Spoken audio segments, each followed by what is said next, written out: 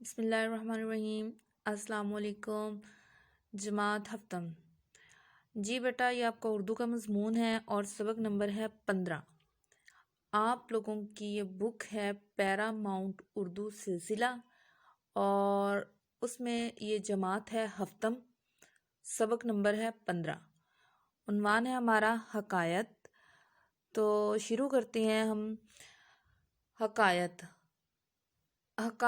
کا یہ جو عنوان ہے، اس کا جو لفظ ہے حکایت، اس کا مطلب جو ہے وہ مختصر ایک قصہ یا کہانی ہے، اور اس قصے یا کہانی کے اندر اخلاقی سبق کا پوشیدہ ہونا بھی ضروری ہے۔ تو جو کتاب جوامع الحکایت ہے، یہ آپ کو پتہ ہوگا شیخ سعدی نے بہت سی کتابیں لکھی، گلستان اور بوستان، انہوں نے حکایات پر مبنی کتابیں لکھی اور بہت زبردست لکھا انہوں نے، ان کو ضرور پڑھیے گا۔ آپ کو ایک بک سجیسٹ کرتی ہوں، شیخ سعدی کی حکایات ضرور پڑھیے گا، جوامع الحکایات پڑھیے، بہت بہترین کتاب ہے۔ تو جیسے ہی آپ کا لیکچر کمپلیٹ ہو، آپ فری ٹائم آپ کے پاس ہو، تو آپ نے اس کتاب کو ضرور پڑھنا ہے۔ تو شروع کرتے ہیں اپنا سبق۔ حکایت اس مختصر قصے یا کہانی کو کہتے ہیں جس میں کوئی اخلاقی سبق موجود ہو یا اخلاقی سبق پوشیدہ ہو۔ عام طور پر جو حکایت ہوتی ہے اس میں جو اخلاقی سبق ہوتا ہے نا، وہ پوشیدہ ہوتا ہے، مطلب کہ چھپا ہوتا ہے، ہمیں خود سے اس کو اخذ کرنا پڑتا ہے، ہمیں خود سے اس کو نکالنا پڑتا ہے، ہمیں اس کو سامنے لے کر آنا پڑتا ہے۔ تو باقاعدہ وہ جیسے ہم باقی کہانیوں میں لکھا ہوتا ہے، اس کا مورل لکھا ہوتا ہے یا لکھا ہوتا ہے، اس میں کہ حکایت میں وہ لکھا نہیں ہوتا، لیکن پڑھنے والا وہ خود اس میں سے اخذ کرتا ہے۔ جیسا کہ آپ لوگوں نے یہ پورا سبق پڑھا حکایت، اور اس سبق کے اندر ایک بادشاہ ہوتا ہے، وہ کیا کرتا ہے، بادشاہ ہوتا ہے، اور وہ شکار کرنے کے لیے، کباد بادشاہ کا نام ہے، تو وہ شکار کرنے کے لیے شکارگاہ میں جاتا ہے۔ وہ اپنا گھوڑا تیز دوڑاتا ہے، ایک ہرن کے پیچھے لگ جاتا ہے، وہ لشکر سے بچھڑ جاتا ہے اور بہت آگے نکل جاتا ہے۔ وہاں پہ جا کے اس کو پھٹے پرانے خیمے نظر آتے ہیں، تو وہ ان میں چلا جاتا ہے، وہاں پہ جا کے دستک دیتا ہے اور پھر اندر چلا جاتا ہے۔ وہاں پہ ایک بوڑھی عورت، ایک بیٹی رہتی ہے اس کی، تو ان سے کہتا ہے اگر مہمان کی ضرورت ہے میں اندر آ جاؤں، تو اس کو اندر آنے کی اجازت دیتی ہیں، اور اس کی جو ہو سکتی ہے وہ خدمت کرتی ہیں، دیکھ بھال کرتی ہیں۔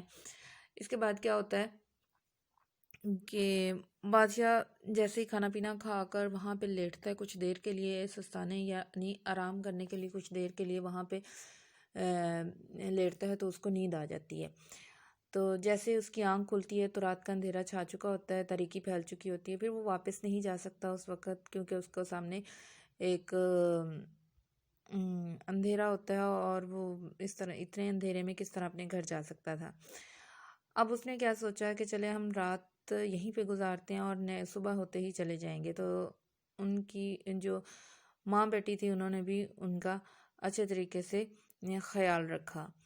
شام ہوئی، ان کے جو جانور تھے جن میں گائے کا ذکر کیا گیا ہے، وہ چر کر واپس آئے۔ جب انہوں نے آ کے ان کا دودھ ان کو باندھا اور ان کا دودھ دھونا شروع کیا، تو دودھ کی اچھی خاصی مقدار تھی دودھ کی۔ بادشاہ بیٹھا یہ دیکھ رہا تھا کہ یہ جو لڑکی ہے یہ دودھ دھو رہی ہے اور جانوروں کا دودھ بہت زیادہ ہے، تو کیا ہوگا اگر ہفتے میں سے ایک دن ان جانوروں کا دودھ میرے خزانے میں پہنچا دیا جائے، یعنی کہ شاہی خزانے میں پہنچا دیا جائے، جس سے شاہی خزانے میں بڑا اضافہ ہوگا، لیکن ان کو تو کچھ فرق نہیں پڑے گا کہ ایک دن کا دودھ چلو ادھر دے دیا تو کیا فرق پڑتا ہے۔ تو اس نے سوچ لیا تھا، یہ طے کر لیا کہ جیسے ہی میں صبح گھر جاؤں گا تو سب سے پہلے وہاں پہ سپاہیوں کو یہ حکم دوں گا، اور وہ یہاں پہ آ کر یہ ان کو حکم دیں گے، اور یہ اس طرح سے ان سے ہم دودھ وصول کیا کریں گے ہفتے میں ایک دفعہ۔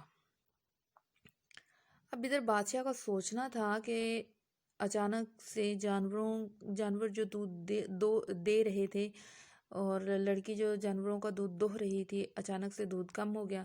وہ چلانے لگی اور اپنی ماں سے کہتی ہے کہ ہمارے بادشاہ کی نیت میں فطور آ گیا ہے۔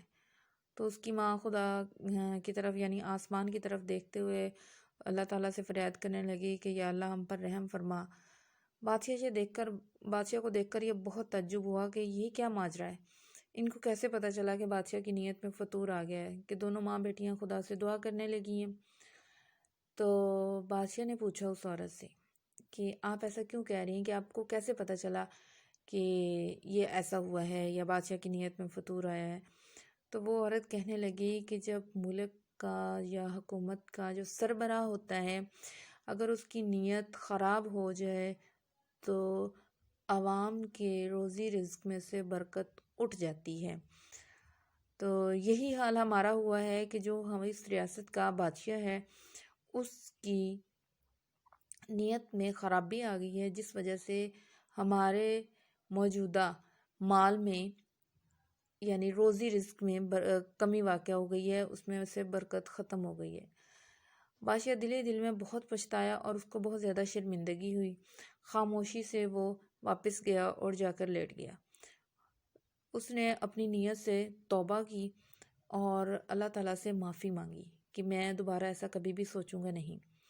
تو جیسے ہی صبح ہوتی ہے تو صبح جب پھر جانوروں کا وہ لڑکی دودھ دوہتی ہے تو وہ اپنی ماں سے خوشی سے کہتی ہے کہ امی جان، دوبارہ سے جانوروں نے اتنا ہی دودھ دینا شروع کر دیا ہے، ہمارے مال اور رزق میں بہت برکت ہو گئی ہے، پھر سے برکت ہو گئی ہے۔ تو اس کی ماں خدا تعالیٰ کا شکر ادا کرتی ہے۔ بادشاہ یہ دیکھ کر بڑا حیران ہوتا ہے اور خوش بھی ہوتا ہے کہ اللہ تعالیٰ نے میری اس بری نیت کو معاف کر دیا اور مجھے معاف کر دیا۔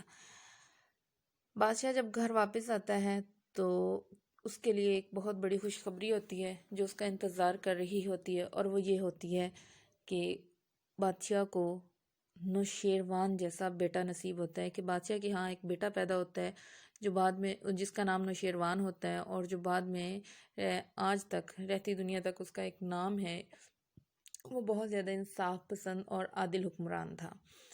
تو دیکھیں اس میں جو اخلاقی سبق ہے وہ یہ ہے کہ اپنی نیت کو ہمیشہ صاف رکھیں دوسروں کے لیے، اور جو اس میں جو بتایا گیا وہ یہ کہ اگر حکومتی عہدیدار یا کسی ملک کے ریاست کے سربراہ اگر ان کی نیتوں میں فتور آ جائے یا خرابی آ جائے یا لالچ پیدا ہو جائے، یا پھر وہ یہ سوچنا شروع کر دیں کہ عوام کے پاس جو چیز ہے ہم اس کو سب کو اکٹھا کریں اور اپنی جیبوں میں بھر لیں، تو پھر روزی رزق میں دوسروں کے مال میں برکت ختم ہو جاتی ہے۔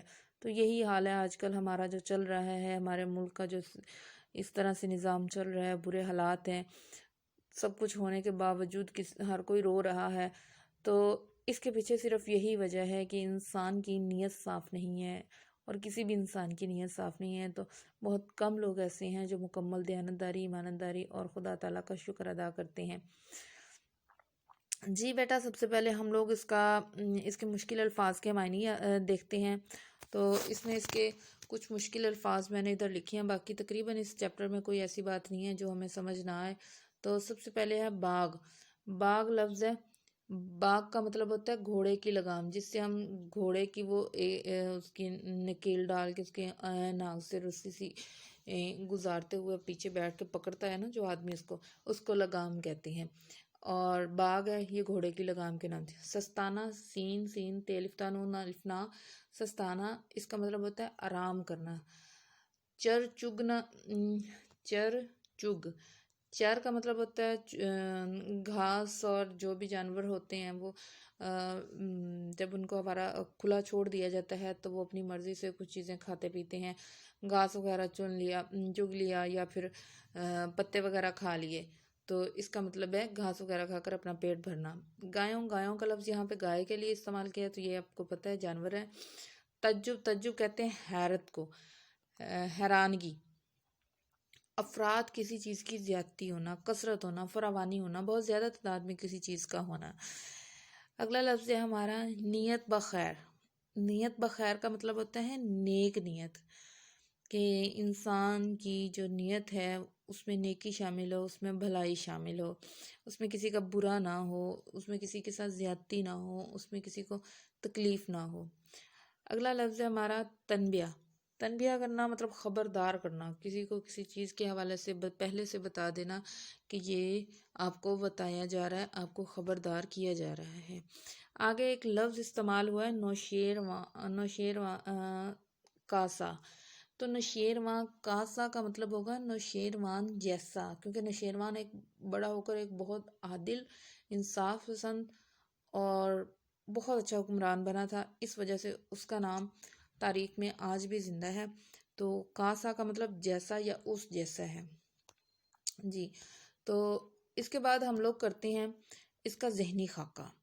ذہنی خاکہ اس میں بہت امپورٹنٹ ہے۔ جیسے میں نے آپ لوگوں کو ایک پورا چیپٹر بتایا ہے، اس کی سٹوری بتائی ہے، اس سٹوری کے بعد ہم اگر اس کا خلاصہ لکھنا چاہیں یا مائنڈ میپ بنانا چاہیں تو مائنڈ میپ جو ہوتا ہے نا وہ سب سے امپورٹنٹ ورک ہوتا ہے آپ کا کسی بھی چیز کو یاد کرنے کے لیے، اس سے بڑی آسانی ہو جاتی ہے۔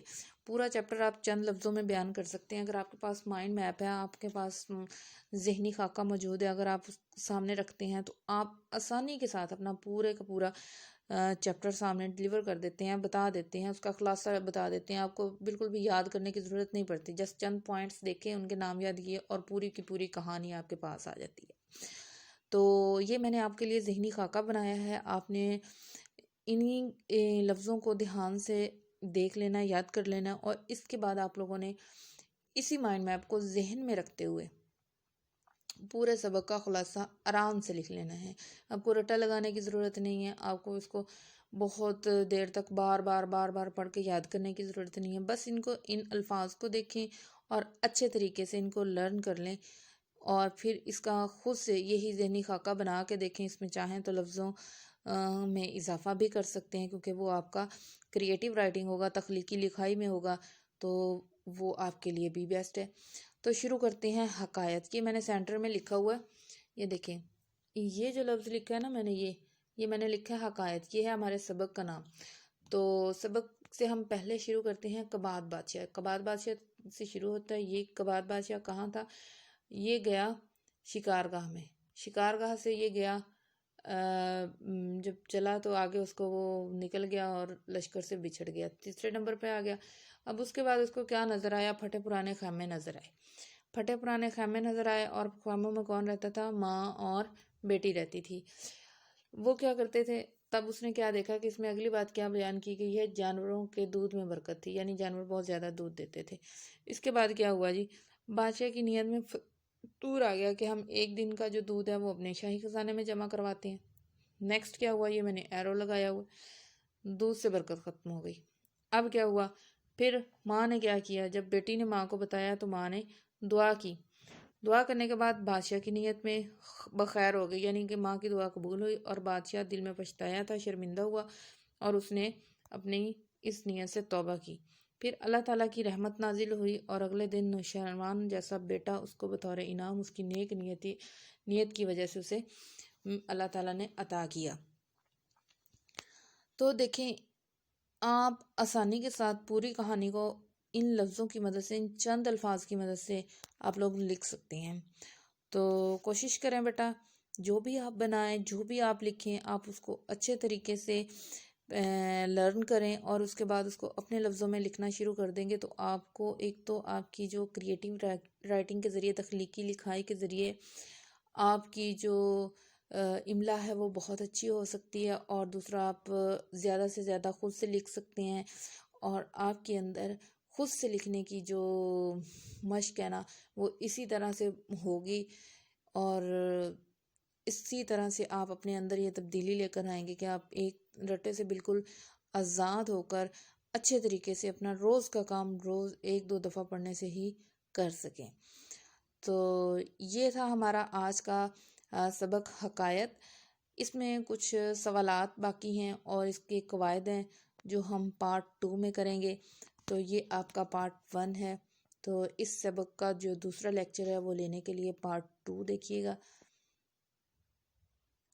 اوکے، تھینکس اینڈ اللہ حافظ۔